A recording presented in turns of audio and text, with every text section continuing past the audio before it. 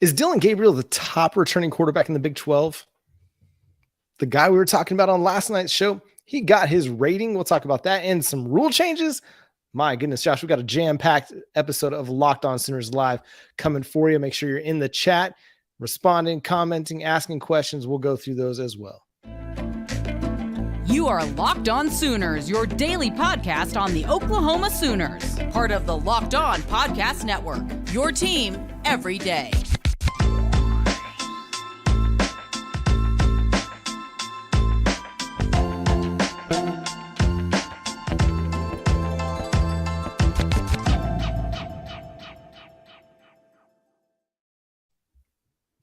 What's up, Sooner Nation? Welcome to Locked On Sooners Live. Thank you for joining us and being part of the show. We're live every Monday night at 9 p.m. Central Time, so make sure you are subscribed to the show over on YouTube to be a part of the action over there. Welcome to everybody that's in the chat early on. My name is John Williams. You can follow me on Twitter at John9Williams. My buddy here is Josh Helmer. You can follow him on Twitter at JoshOnRef. You can also hear him Monday through Friday from 9 to noon on 94.7 The Ref in Norman. And Josh, we got a lot of places that we can go, but let's start with this. Patrick Kahn, College Sports Wire, put together the top returning quarterbacks, or ranked all the quarterbacks in the Big 12 based on returning production. And Dillon Gabriel has the most returning production coming back into the Big 12. And so it makes me wonder, is he the top returning quarterback coming back for Big 12 in 2023? I think there's a good argument to be made that, yes, Dillon Gabriel is the top quarterback coming back into the Big 12 conference. Will Howard, I think, would be a part of that conversation. I guess Quinn Ewers would be a part of that conversation, though. To me, I'm going to feel great rolling out Dillon Gabriel over Quinn Ewers 12 out of 10. I don't know about you. Who else would even be on that short list? Obviously, our man from Kansas. Yeah, I think you touched on the three that make the most sense in, Will Howard, Quinn Ewers, and then Jalen Daniels. I mean, I think those are the three most intriguing names. UCF's quarterback is pretty good, more of a running guy than a thrower, but I mean, there are good quarterbacks across the conference. Even a guy like Donovan Smith, transferred from Texas Tech to Houston. He's going to get a chance to start there. And I think that he's got a chance to put up some big numbers and do some really good things for the Houston Cougars this year. It's going to be a team to watch because that's a guy that he played a lot in Lubbock and he played some good football at times, bit turnover prone at times as well. But ultimately, I think he was a really good player. So, but mostly, ultimately for me, it does come back to Dillon Gabriel. Now, is he the most quote unquote talented quarterback in the Big 12? You could argue that maybe Quinn Ewers has a bigger arm.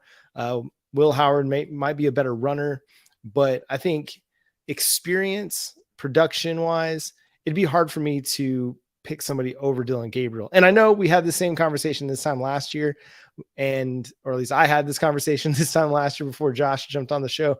But I really felt like Dillon Gabriel at times was one of the best quarterbacks in the conference this past season. There were times where he and the Oklahoma Sooners offense was a bit of a letdown, but that was just the offense as a whole. So I really do think that another year having, an offseason to kind of reflect and look back on what he did in 2022 is going to give him an opportunity to be even better in 2023.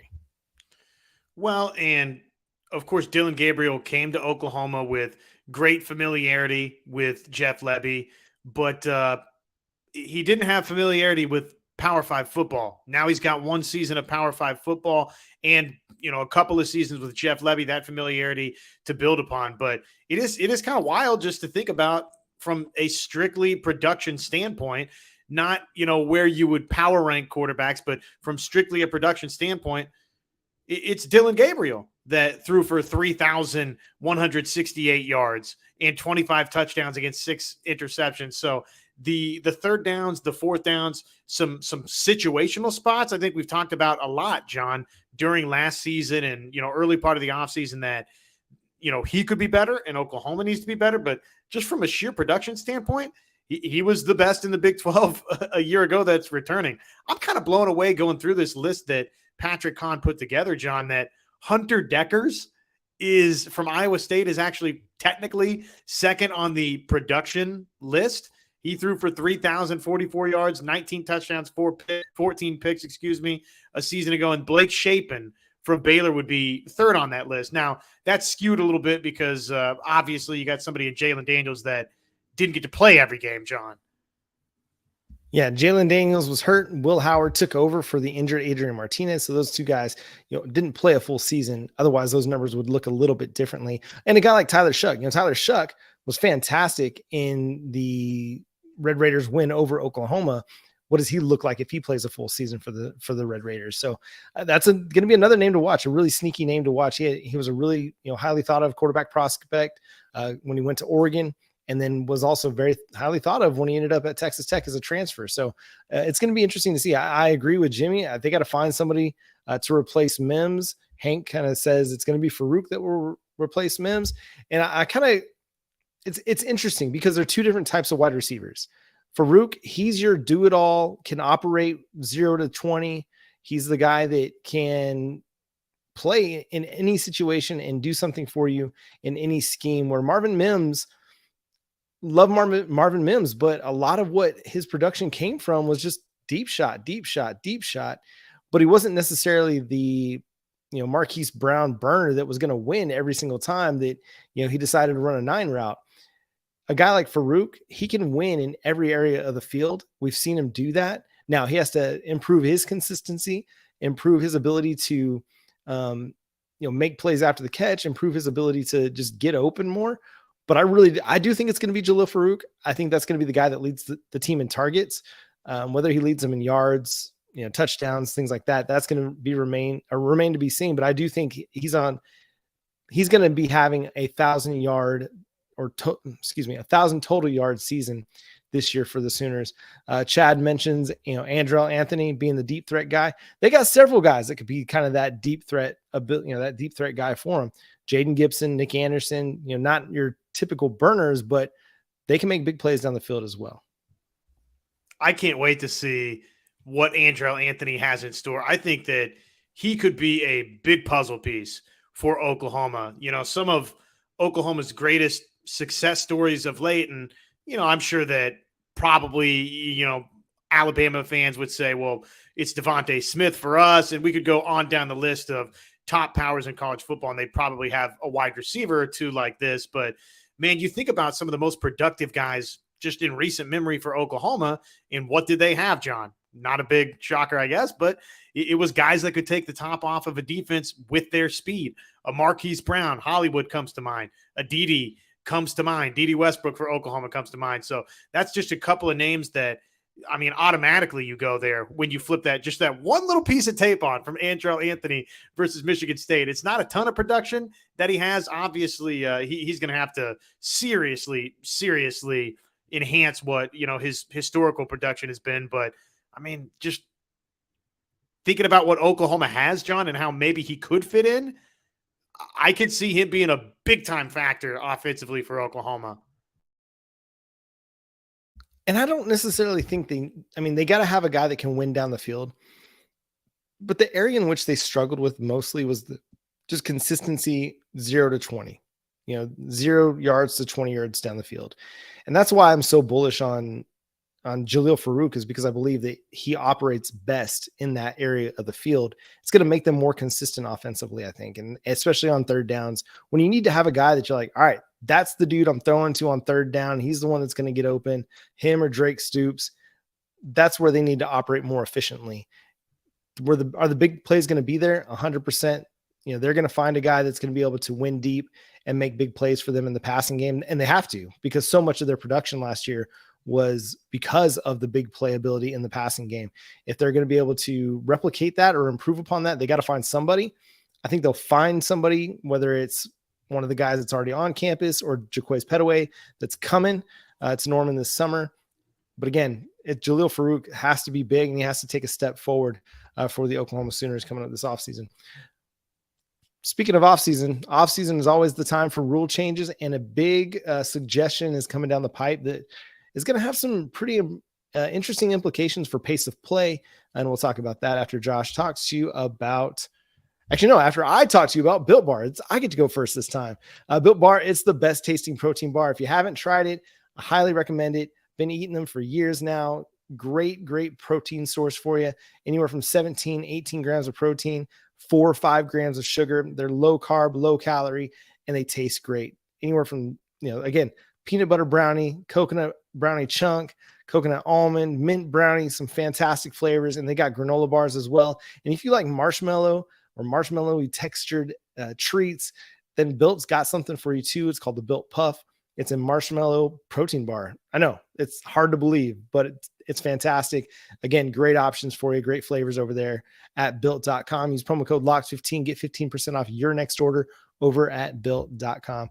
So it was the surprise for me because, one, I didn't think that this was a big problem for college football, that they were at all concerned about pace of play at the collegiate level. But according to Ross Dellinger of Sports Illustrated, executives of college football are looking at several rule changes to shorten the games.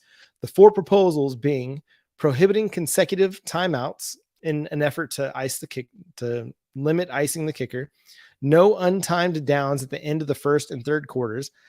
I can be honest, I didn't even know that was a thing. The clock will continue to run after a first down outside of the final 2 minutes and a half. And the fourth one was the clock will continue to run after an incomplete pass once the ball is spotted. And Josh, it's those last 2 subjects that I really want to talk about. And it's number 3. We'll spend time on probably the most, but it's interesting that they're going to go to removing the first down stoppage of the clock. I like the idea of it. I think it's going to be something that puts them in a better place, like the NFL, where you're helping to shorten games, kind of break down everybody's TV window a little bit, and not require us to watch 4.5, 5 hour football games, which I know everybody loves football and everybody wants to enjoy as much of it as possible. But man, sometimes I just want to go to bed before 11 and I don't want to stay up for a midnight prime time college football game. I'm sorry. I'm old. I'm sorry. I'm old. That's just the way it is. But I distinctly remember watching OU Tech in 2016 when Baker and Patrick Mahomes just went at it back and forth nonstop. It was like a 5.5 hour football game. That was a fantastic game. It was great, but weren't we all exhausted the next morning? Well, taking the stoppage of the clock away from the first down outside of the 2 minutes, on either side of the half, or 2 minutes before each end of the half, I think it just makes a lot of sense. Yeah, I don't mind first downs, not waiting for the chain to get set before you wind the clock, and to me, I think even you could extend it out, John, and say, okay, the final 5 minutes of the first half or the final 5 minutes of the second half, up until that point, no matter whether it's a first down or not, the clock is going to stay winding, even if you get a first down, and you would see substantially improved. You would see a significant portion of games cut off if you did that, right? That alone would make a decent dent in trying to speed these games up a little bit. To me, the idea that you're going to throw the football and it's an incomplete pass, and oh, by the way, it's a running down. I'm trying to wrap my brain around what that would mean for college football. When I first heard that suggestion, I don't know why I thought this. It's dead wrong, but I thought, oh, well, this is maybe going to make more teams run the football more than we've seen in the past, right? Because guess what? Incomplete pass, same thing as a run. But honestly, it basically means you could just drop back and throw every single down, John, and it's a run. So I don't know if that would mean that teams basically don't run the football anymore. So I don't know what that would mean for college football in that sense. To me, that's way too far of a departure. It borderline impacts the integrity of the game a little bit to me, or at least just what I've come to know historically as the integrity of the game. Now, all of a sudden, there is no thinking about, okay, well, late in the game, should we line up and run the ball here to get our opponent to burn a timeout? Now if I throw an incomplete pass, I throw an incomplete pass. The only fear there is that I'm going to throw it to the opposite jersey late in the game, right? It's not that I'm going to stop the clock myself and set up an opportunity to where all of a sudden my opponent has more time. So I'm not crazy about that one. I understand wanting to speed games up just in general, but I guess it'd be suggestion 3 on that list, which is keep the clock winding after first downs. I love that one. That one makes total sense to me, but incomplete passes and the clock's still running, I'm not crazy about that. Yeah, and according to Dellinger's report, nobody's really crazy about that one. Nobody really likes that suggestion, and it doesn't make sense. I mean, we got people in the comment section talking about the spike, and yeah, what would that do to the spike? Like being able to stop the clock with a spike in the final 3-4 minutes of the game, mostly in the final 2 minutes. If you can't do that, then that really change. I mean, that one changes the game. Like not being able to stop the clock with an incomplete pass 100% changes the game. And again, like you mentioned, it takes away the risk for the offense that's trying to ice the game, even because I mean, so much of the gamesmanship of football at the end of games comes down to, well, should they run it and let the clock keep going, or should they take a chance and try and throw for the first down and really ice the game? Like the gamesmanship, the chessmanship on that, it would be really disappointing to have that gone. Like that would be sad. So I don't think that coaches are going to be on board with that at all, unless you're like a big time spread offense, 5 wide receivers. That's all you ever do kind of a coach. Maybe you're fine with that, but I just don't see the college football world as a whole going for that. But again, suggestion 3, where the clock continues to run after a first down before the final 2 minutes, then yeah, I'm down with that one. I think that one's the one that makes the biggest difference. And I ran the numbers over at Sooners Wire. If y'all want to check this out, I love numbers, man. You can get me behind some numbers, get me excited for some numbers. I'll drop the link in the chat if y'all want to take a look at it. Sorry, I just got really distracted by Tahlequah. John Tay Lee just dropped my hometown in the chat over there. Do we still have this guy delivering Tahlequah tomorrow? One of the best spots to eat as French, Mexican, and Kugumi off Muskogee. Kugumi's bomb. If you're in Tahlequah and you want some good like Korean, hit up Kugumi. That's some good stuff right there. Okay, back to this, because all right, I was really curious about this, so I went and I did the digging.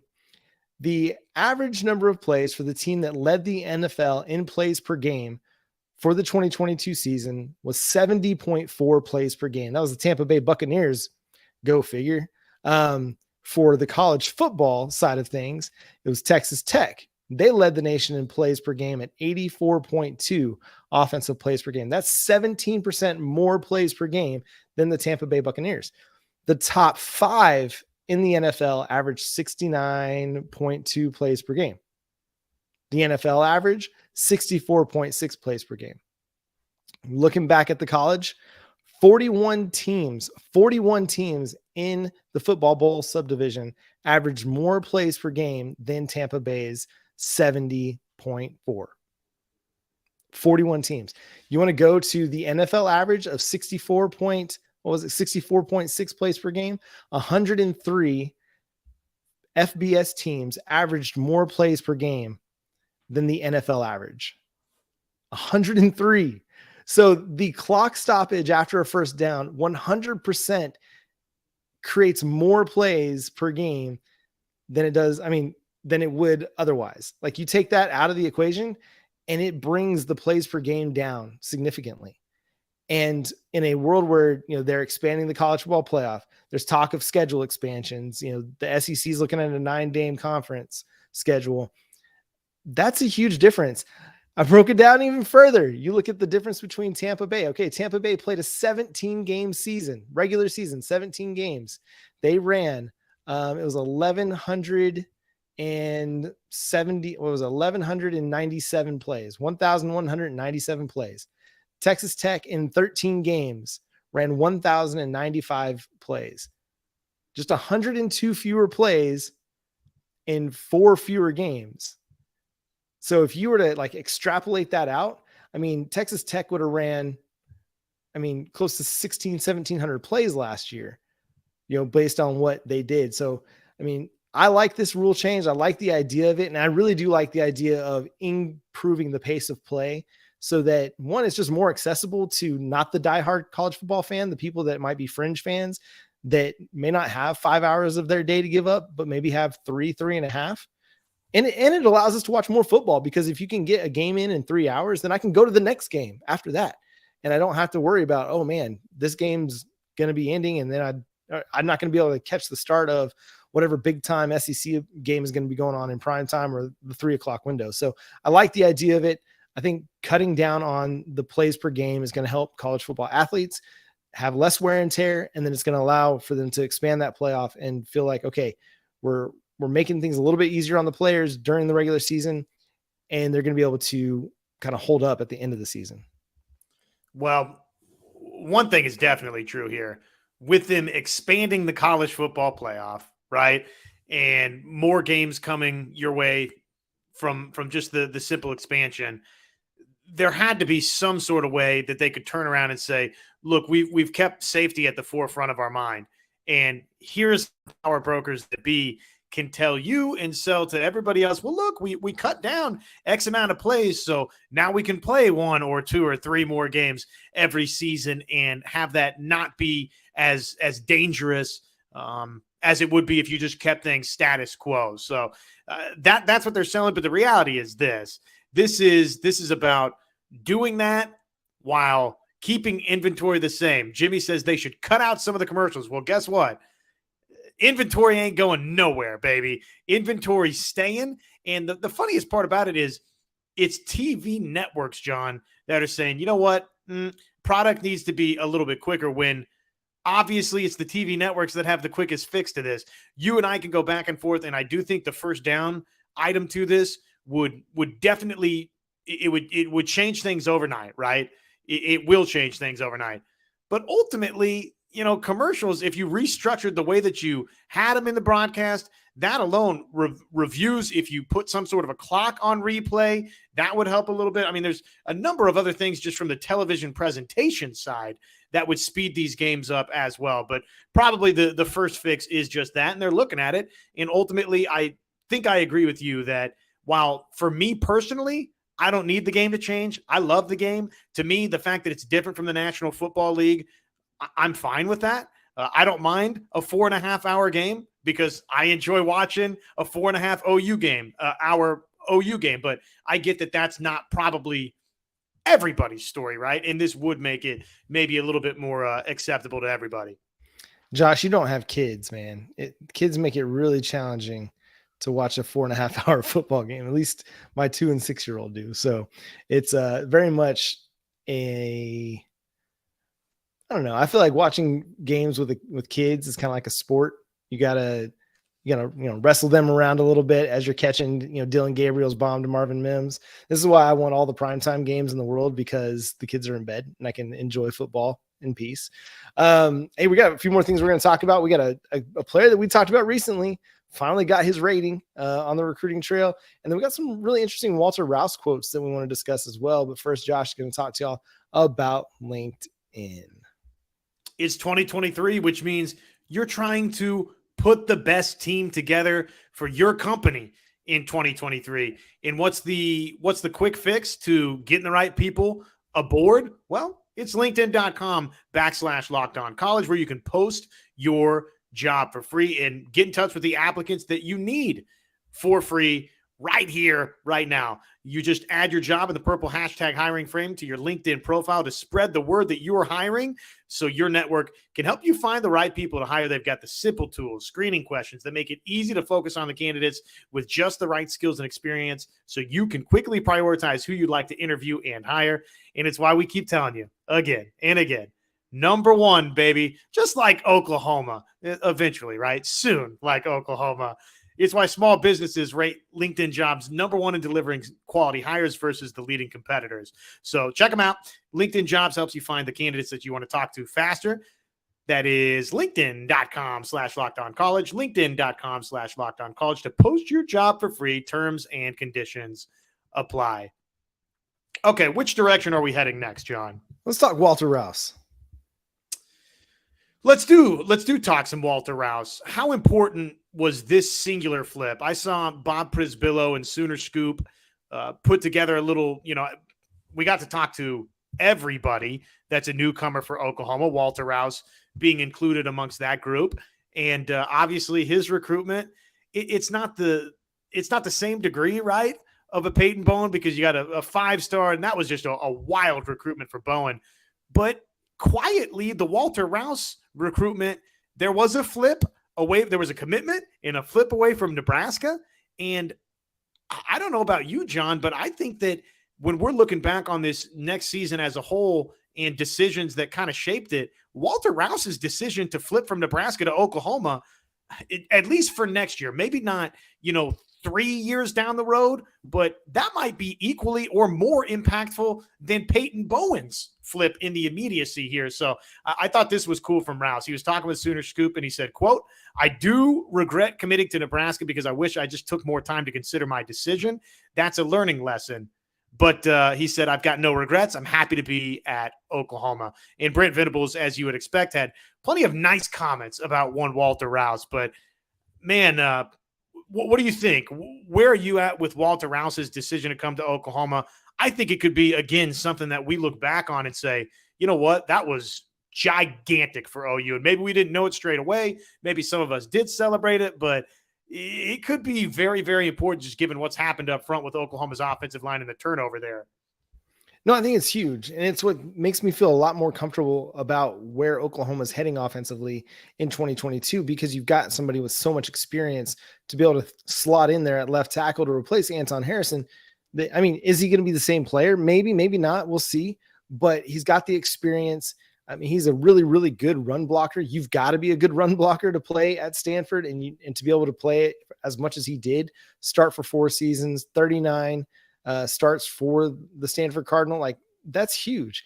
And I'm excited about the young guys that they have, the Jake Taylors, the Jacob Sextons, the Caden Greens, Phil Logan, Heath Azeda. Like, I'm excited about those guys, but getting Walter Rouse in, again, it's fantastic. It helps your offensive line immediately, gives you a guy with a lot of experience, because as we saw in the bowl game, when they were kind of down to 4 new starters along the offensive line, the pass protection was not great. Dillon Gabriel was kind of under siege for most of the night. And I think, 6-7 sacks that they gave up to Florida State. So I think that matters. And then you have a guy who has played so much football. He's played at a really high level.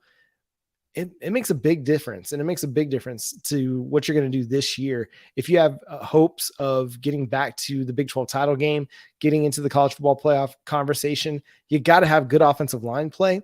And I'm not going to sit here and say that they weren't going to have good offensive line play. I'm a big believer in Bill Bedenbaugh and what he's able to accomplish in an offseason to kind of retool his offensive line. And some of that is what he's able to do in the transfer portal. And we've seen it work out so far with a guy like Chris Murray, with a guy like McCabe Matire. These guys are showing up, and Tyler Guyton's going to be another one, a big-time transfer portal addition for Bill Bedenbaugh that's going to have a huge impact on this offensive line. And I think Walter Rouse will be that as well.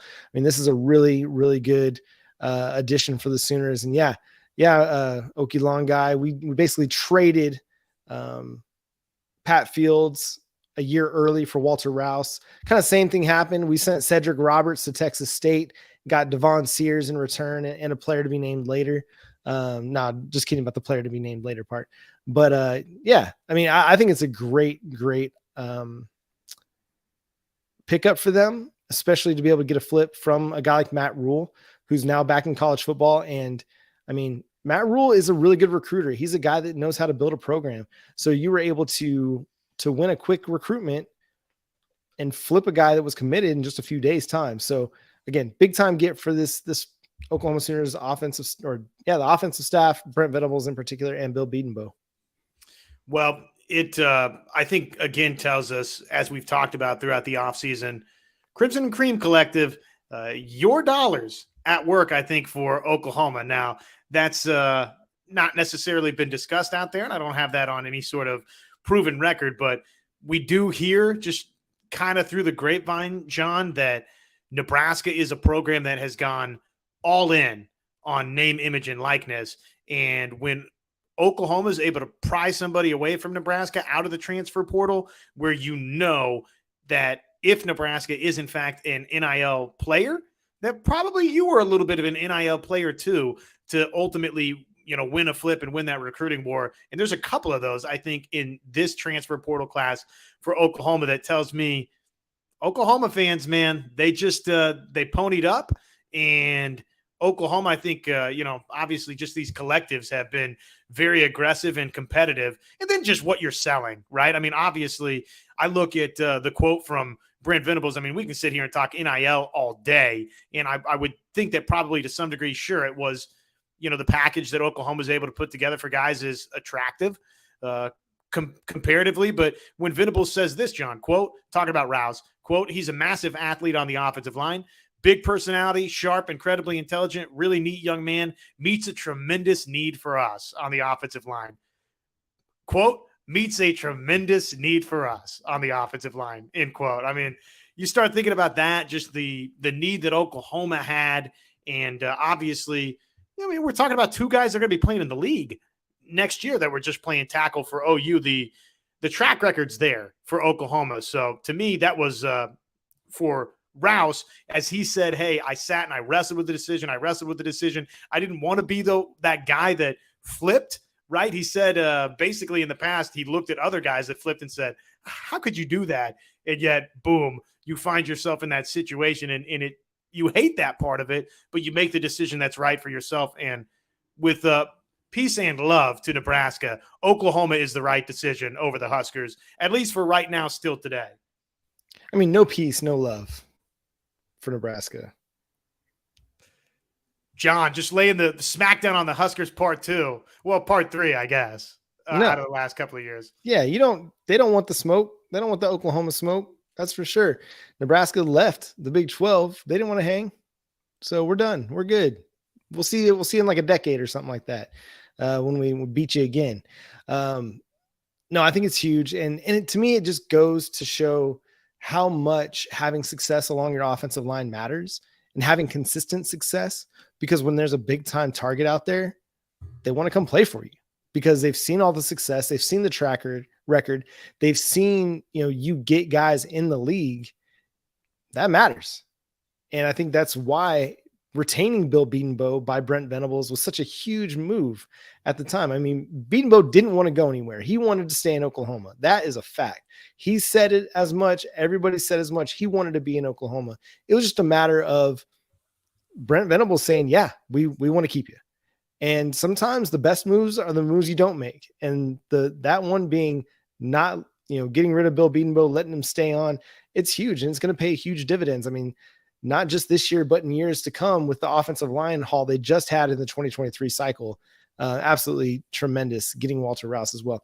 Speaking of recruiting, let's talk a 2024 player that we talked about on our show from Sunday night. If you listen on Monday morning when the podcast drops, we talked about Mike Hill, Patterson, McDonald, a guy that out of Westmore High School that when we talked about him, he was unrated. And now he is a 4-star player on Rivals, rated the number 3 player in the state of Oklahoma and the number 23 safety in the country. I told you when I saw him that I saw a dude, and I saw a guy that I wanted to be a part of my secondary because he just has that intangible, that tenacious intangible that you can line him up at safety, can line him up at slot, cornerback. To me, he's what we would have liked Buki to be, Brennan Randley Hiles to be. But this guy's way more tenacious than that. And he's a more physical player than that. And so I'm really excited. I really do think that he could continue to ascend the recruiting rankings once more and more people catch on to who this kid is. And I really do think the offers are going to start flying in. We know that Michigan State and Mel Tucker are going to be big players in this. And if our governor and our government can do one thing, it's to stop Mel Tucker from crossing the border. Go ahead and just put him on a no-fly list into Oklahoma and not allow him to come see David Stone or Patterson McDonald or Zadavian Sims or any other top flight Oklahoma prospect that you can think of, because Michigan State, for some reason, needs to come to Oklahoma to find their big time defensive prospects. The Mel Tucker rule 2023, the Mel Tucker edict 2023, not welcome in the state of Oklahoma now or Stay out. forevermore going forward. Congratulations, by the way, to the young man from Westmore. Obviously, he's we're watching the tape, and I can't wait to see what this season has in store for him. He's clearly, not just because of the relationship to David Stone, but because of what he's doing on the football field, he's turning some heads from a recruiting standpoint. To pick up 4 stars is, impressive. And you flip on that tape, and the number one thing I think what you're saying, John, that stands out is my man can fly downhill and hit somebody and jar some footballs loose and create some PBUs and, again, wrap some folks up. So that's fun when you watch his tape. Obviously, he's got a bright future at Westmore. Can't wait to see what obviously this season has in store for him. And I do think, like you said, that list is just going to keep growing. I think when we talked yesterday, it was Oklahoma, Michigan State, UNLV, and Tulsa. Maybe it's Michigan State flying the large balloons. It could be those tricky Spartans flying those balloons cross country. Dangerous.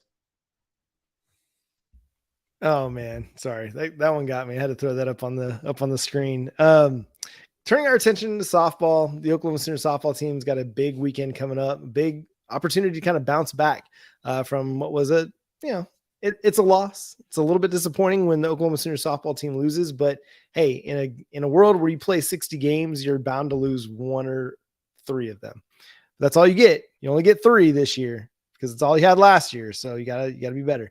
But I mean, they're going to play some really stout teams over there back in California. I mean, they've got Texas A&M. They're going to play UCLA. They have other teams. I'm scrambling to find the schedule as we speak. Where is it? This is fantastic podcasting. Thank you for everybody that is dropping here. Loyola Marymount, Utah, and Cal State Fullerton. I was going to say, as you search for said schedule, maybe it's time for me. I don't want to. I don't believe that I should be required to, but you owe it to the people. You owe it to the people. I know. Maybe it's time for me to issue my formal public apology to Patty Gasso, to every single Sooner softballer, to you, the Oklahoma fan. I don't know why I did it.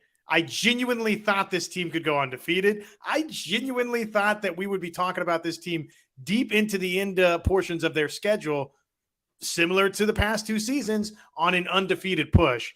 And I spoke that evil Ricky Bobby into existence. So I will take some small sliver of acceptance for this loss versus Baylor, though I don't want to, but I will. As a gentleman, I will. Yeah, you're going to have to go get in the car with the Cougar now and help us rebound off that one. No, it's a bummer of a loss, but I think, still being early in the season, still kind of trying to figure out life without Jocelyn Allo a little bit.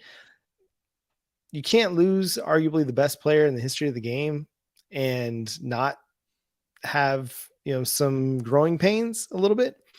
Yeah, it is all Josh's fault. He agrees. But I do think it's gonna come around. Tiara Jennings, she's not really hitting yet. She's not really found her stroke just yet. Sydney Sanders isn't hitting just yet, but it's coming. Like you don't like I said on our show last night, you don't hit 400 for a season and then go into the tank. Your true freshman isn't going to be your best player all season long. She'll have some slumps at some point. You're going to be okay. Jordy Ball is going to learn from the ball that she kind of left hanging. This team is going to be fine. They're going to play great this weekend. Tests, absolutely. But they're going to have winnable games, every time they go out to play, because if they get hot, they're hard to stop. And it's just a matter of a couple of their players, people that they're relying on in Jennings, Sanders, Elena Torres, those 3 in particular. Once they find their stroke, Oklahoma's going to be just fine. I wish just culturally we could eliminate from our system the, hey, a loss is good. This team needed to, there's so many lessons you can take from a loss. Well, dang it, I'd like to start taking lessons again from close wins. But I will say this. In respect to that, I don't totally disagree with it. I say that sort of tongue in cheek here. I get the thought process there. It's not the worst thing for Oklahoma to have a little bit of a mild wake up call, right? Early in the season that, yes, you are the 2-time defending national champion, but guess what? If you don't play up to a certain standard, you're beatable. There's teams that are gunning for you and they're able to come get you. And in closing on the surprising Oklahoma Baylor defeat, if we had to trade the Baylor game to smack UCLA so Jen Schroeder could eat her Twitter comments, then so be it. Sign me up. Yeah, we're all about that life. I mean, it is going to fire them up. They'll take that one on the chin. They'll get back in the cages. They'll get back on the field, and they'll work through some of the struggles that they had, and it'll be all right. They'll be just fine. They're going to get their thing together. And even if they lose to UCLA, it's still just February. You got a long way to go to June. I will accept 0 losses to UCLA. Can't suffer through a loss to UCLA. Can't do it. Cannot put up with that type of public social media showboating. I cannot live in that universe. It's time to rise up. Oklahoma softball. 1 loss is 1 too many. It's time to dominate this Mary Nutter Collegiate Invitational and to leave no stone unturned. Pure domination. And this is the point of the show where we will start kind of taking some questions. Anything that you've got on your mind that you'd like to bring up that we should discuss, we'll do so. Norwooding's asking, how come OU is not ranked? Because they were just in the national championship. Well, I think you saw this past weekend, they lost to Cal Baptist. Now, don't sleep on California teams. Coming out of California myself, grew up in the high desert. You don't sleep on California teams, whether it's Cal Baptist or UCLA or USC. Baseball is king in California. So, but Oklahoma, they lost a ton of pieces off of that, College World Series team.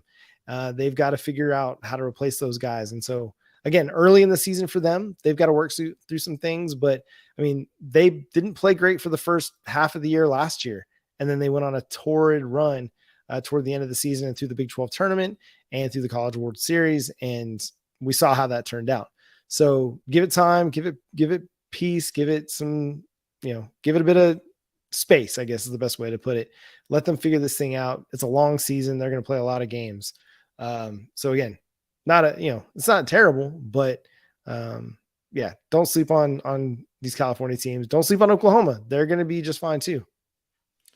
Yeah. You'd feel a little bit better if you just, rubber match, you win the rubber match, or, you didn't get to the rubber match, won the first 2 and took the series. Losing that opening series versus Cal Baptist doesn't necessarily make you feel all that great, even though, as Chad points out, they would have been in the tournament last year if they were eligible. But yeah, no panic button. Obviously, it's an opening weekend series, so you hope that they some tinkering and improve, like you said, similar to what they did last season. No doubt they were able to do that. Though it does, for me, I kind of look at it and say, I didn't, there were parts early last year to where, wouldn't like to leave that much doubt for that long about your status of being an at-large type team, right? And, you start the season the way you did right here, right now, and that's obviously kind of pushes you in that direction to where we might be having some of those similar conversations about what does Oklahoma need to do in the Big 12 to get one of those at-large bids locked up comfortably. Indeed, Josh. Another question we're getting: Emeka Megwa, the running back transfer out of Oregon, transferred during the season. Obviously, we didn't see him, but he's with Oklahoma. He's somebody that they're potentially factoring into a running back role on their depth chart. Now, where he fits in with Javonte Barnes and Gavin Sawchuk and Marcus Major, that remains to be seen. But he's still in Norman. He's still with the team. Well, we'll touch on this in just a second. It's going to be tough for him to crack that running back rotation, is it not? I mean, I just feel like after what we saw in the bowl game versus Florida State, that you've got Barnes, you've got Sasha, and my gentleman can run for days. And they kind of do some different things, right? Sawchuk is that pure flash, sizzle, speed. And Javante Barnes got some of that, but, he's got some of the power to him as well. So, man, we'll see if he can crack that rotation, but that's going to be tough to do, I think, for anybody not named Barnes or Sawchuk right now. Yeah, indeed. And on the question of roster limits, including walk-ons, I'm seeing anywhere from 105 to 125. One place I'm seeing it's 125. The limit is usually averages around 105. So, Josh, you got any thoughts on that? What do you know? The players that can be on a roster, including walk-ons. Yeah. Let me do some digging, and I'll have a definitive answer tomorrow for you. I want to say that I've seen like 125 tossed around at times, but I don't know that to be a factual statement. So let me double check and look into that. I would say just on walk-ons in general that for Oklahoma, it's obviously a different world that we're living in. And you and I have talked about this in the past, that with what Oklahoma's doing with name, image, and likeness, whereas obviously a walk-on guy in the past was just strictly a walk-on guy, you can supplement that to where some of these guys that maybe would think about a lower level college, now all of a sudden it's attractive to come, at least for 1-2 years, come take a chance at a place like OU, where you're not a scholarship guy, but because of some of the name, image, likeness opportunities at OU, you kind of are. So I think over the next season 2-3, and not 5-6 guys every year, John, but I think we're going to be getting familiar with the idea that there's going to be a name or two like a Freeman or somebody on down the road similar to that, to where we say, okay, wait a second, this guy was a walk-on, and they're going to legitimately be out there making plays for you just because the, believe it or not, name, image, likeness era that we're in is going to facilitate some surprises like that. Yeah, I agree with you. And being able to showcase a guy like Gavin Freeman or showcase your other walk-ons like a Drake Stoops and see them succeed, I think that speaks to players who might not be getting the Power 5 offers that they want and can go to Oklahoma. I think that gives them kind of hope, like, hey, if I go to Oklahoma as a walk-on, there's still a good chance I can get to play if I prove myself capable of playing. And if after a couple of years I haven't done that, then there's always the transfer portal and I can do that. Okie Long guys asking, what do you have to do in college baseball to be ranked? Seems like Oklahoma should have been ranked or should have hosted a regional or super regional. Well, I think it's kind of similar to how basketball works a little bit, in that the regular season, I think, holds more weight than the tournaments do, because teams can get hot for a tournament and, one team can just slip up, like say Oklahoma softball against Oklahoma State at the end of the Big 12 tournament this past year. It's not really reflective of who the two teams are. I mean, Oklahoma State's a really good program, but does anybody think that they were better than Oklahoma? No, they were able to beat them in a 1-game playoff. And I think that's probably what, the pollsters, the rankers, how they feel about college baseball as well, in that, okay, a team can win a game, a one-off game, or, a series at the end of a season when they're hot, but what's the rest of their resume look like? I think they might put a little bit more weight on the regular season and how that all played out. Obviously, strength of schedule matters and things like that too, but I think that's probably why Oklahoma didn't host a regional or super regional, is just because their regular season, except for like the final month and a half, 2 months, wasn't very good. But they got really, really hot toward the end and then went on this incredible run through the Big 12 tournament. Well, and the simplest answer to that is the selection committee has to view you as 1 through 16. Yeah. So the top 16 seeds will host a regional, and then hypothetically, theoretically, the top 8 seeds would host super regionals if they win their respective regional. And then obviously if one of the, what they call them national seeds in baseball and softball, which would be 1 through 8. And if one of those teams doesn't win their regional, then, obviously the other team that hosted a regional would then turn around the next week and host a super regional. So the short answer is Oklahoma wasn't regarded as one of the top 16 teams going into the tournament. Yep. That's what it comes down to. Granite Guy asks, how can we donate to you guys? Great info. You can't, but thank you for the thought and the yeah, that's very considerate. One thing you can do, make sure you're subscribed to Locked On Sooners on YouTube. And hey, go write a 5-star review for us on Apple or Spotify or Google Play, wherever you listen to your podcasts. That helps us and it helps other people find out about our show as well. So but again, thank you, Granite Guy. It's very, very thoughtful. But if you also have a business and you want to partner with us here on the Locked On Sooners podcast, we would love to talk to you about that as well. LockedOnSooners@gmail.com can be the place where you hit us up for all partnership and sponsorship inquiries. Any other questions that you've got before we get out of here? Yeah, hit that thumbs up, as Okie Long Guy says as well. All the interactions, give us all the interactions for the algorithm. We appreciate those things. So, man, it's a really fun time of the off season. You know, things are a little bit slow right now on the recruiting trail. You know, we talked about some of the things that the ways that we were kind of feeling about Oklahoma recruiting for the 2024 class on our show yesterday. And I think that's what we're going to see in Brent Venables on the recruiting trail is going to be a lot of hurry up and wait. You know what I mean? Like we might see a lot of projections, in January, February, recruiting projections, crystal balls, future casts, things like that. But he's going to really caution those guys and kind of temper their excitement a little bit and say, hey, go on your visits, go see the places you want to see, and then come back to me, and that's why we saw such a flurry of, commitments in June, July, August, was because all those guys finally saw everything they wanted to see. And they're like, yep, it's Oklahoma. I'm good. I'm good to go. All glory to God. Good to go. So, I mean, I like that it's not this, we're committing and then we're seeing guys flip several times or, it's, I don't know. Honestly, it's hard to watch sometimes the recruiting stuff because you're like, man, that really kind of blows for the coach. I think about the Jaden Rashada, scenario where, Billy Napier really didn't have any say in what went down on that. The collective went rogue.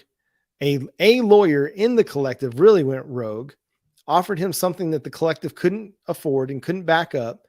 And Billy Napier loses out on a top quarterback just because this collective went rogue. And that's the stuff that when you watch recruiting that can be kind of a bummer for the coaches is just the up and down roller coaster. Now it's part of the game. It is. The game is the game. And it's all in the game, as they'd say in The Wire. But man, it's kind of tough to watch sometimes. So let's see here. Do we have a time? We just have a date for the spring game, right? Kickoff time and additional spring game event information will be released at a later date. So we know Saturday, April 22nd for the spring game, which I'm glad Schooner Nate asked that because it's funny that you asked that. I was actually going to close with that, just thinking about some of the things that you were talking about there, John. It's a slow portion of the schedule, sure, even though Brent Venables and company, I think, heated up this portion of the schedule and tactically, I think very wisely kept themselves in the news by welcoming all those newcomers in. So we're talking, thinking, consuming football. That was, I think, a brilliant marketing move for Oklahoma. But it is sort of that down period before we jump into spring football. And one thing that I think long-term, well, I shouldn't say long-term, longer discussion for next week that we can have. How important is this spring game for Oklahoma just in indicating where the fan base is at, the enthusiasm for the program going into 2023? Obviously, you're coming off of a record spring game attendance, and you know that Venables, he was out there in front pushing again. We need this spring game to be important. Need this spring game to be best in the nation like it was a year ago. Are we going to get that? I'm guessing we take a step in the opposite direction in terms of attendance, but I was wowed last year, man. I didn't think they'd come anywhere near the figures that they got at the spring game last season. So that's going to be an interesting discussion, I think, to be had over the next month or so. After seeing how many people left after halftime, after the Baker Mayfield thing was done, I'm not so sure that we're going to get 70,000 in Gaylord Family Oklahoma Memorial Stadium. If they can do 50, I'll be impressed, especially if they don't have something tied to it like Kyler, getting his Heisman Trophy. Maybe if they were to bring Jalen Hurts back and honor him for just the tremendous season he had with the Philadelphia Eagles this past year, maybe that could do something. But I do think it does need to be a big event, but I just don't know if it's going to be as incredible or as buzzworthy as it was this past year. I mean, this was the first opportunity to see a Brent Venables football team on the field and see Brent Venables in person and see what this program was going to be about. And I mean, it created a ton of buzz and people got really excited. Got to see Baker come back. Just a great atmosphere. But then we had the season we had and kind of the shine's off a little bit. Excitement's gone. Now we're down to the nitty gritty. Brent Venables, he'll be out there, tooting the horn. Everybody get out to the spring game. Will they? We'll be out there. We'll try to get out there. My wife and we tried to take the kids last year. And again, don't take a 1-year-old to a football game. That's a bad idea. But yeah, I think they can still do good numbers and still have a really incredible atmosphere, but 70,000 is going to be tough to do. Well, it was tough to do last year. I was amazed that Oklahoma fans, that you guys did that, was incredible. I think if Oklahoma fans do 55,000 would be very, very impressive, but that'll all be very interesting to watch play out in, not too long from now on April 22nd. In closing, I've got a percentage for you. Percentage chance that OU beats Tech tomorrow. I think Oklahoma is beating Tech, but I'm not super confident. I'm going to set it just above 50%. I'm going to say 55% because I do think Oklahoma's winning, but I am in no way confident with what I'm going to get. It's like Forrest Gump with Oklahoma this season. It's like a box of chocolates, and I never know which freaking piece of chocolate I'm picking out of the box. No idea what kind of candy I'm getting with Oklahoma. I know some people would turn back and say, John, well, you kind of know that Oklahoma's going to play really hard and lose close. But then again, I thought a couple of times maybe that would be the case for Oklahoma, and they went and got their doors blown off on several occasions. And then I thought that was going to happen, and they went and beat Alabama convincingly or beat Kansas State convincingly. So I really don't know what we're going to get from Oklahoma, but I'm picking them to win this game because they played well last week, and I don't think there's much difference between – I know Tech's playing well right now, but believe it or not, OU actually played well this past week, and so I'm going to take OU to win, but in no way do I feel good about it. Man, that's loser talk. They're going to win. They're going to win. They're going to win this one. They're going to win this one. It is loser talk, but the team's in the cellar right now. Double stamp, triple stamp. Can't double stamp a triple stamp or triple stamp a double stamp. No, I like Oklahoma. I like the way that they're playing ball right now. Beat Kansas State, nearly pulled off the upset against Texas. So I'm going to take them over Tech. I don't think it's going to be enough to keep their NCAA tournament hopes alive, but hopefully it kind of spurs them on into picking up another 2 top 25 wins to finish the season or so. But guys, that's going to do it for tonight's episode of Locked On Sooners Live. Thank you. He's muted. What did I do? Why did I mute that then? I was trying to get rid of this comment. You're just ready to get out of here, man. Oh man, we need a producer or something. Blame the producer in the background. He's the one that's not unmuting me. But that's going to do it for today's episode of Locked On Sooners. Thank you, gentlemen and ladies, for being a part of the show. Again, subscribe to the show wherever you get your podcasts. We're free and available on all platforms. Also, go give us a 5-star review wherever you get your podcasts. Again, it helps us, helps other people find out about the show. We appreciate you stopping by every Monday night at 9 p.m. Central Time to just chat it up with us. We love it.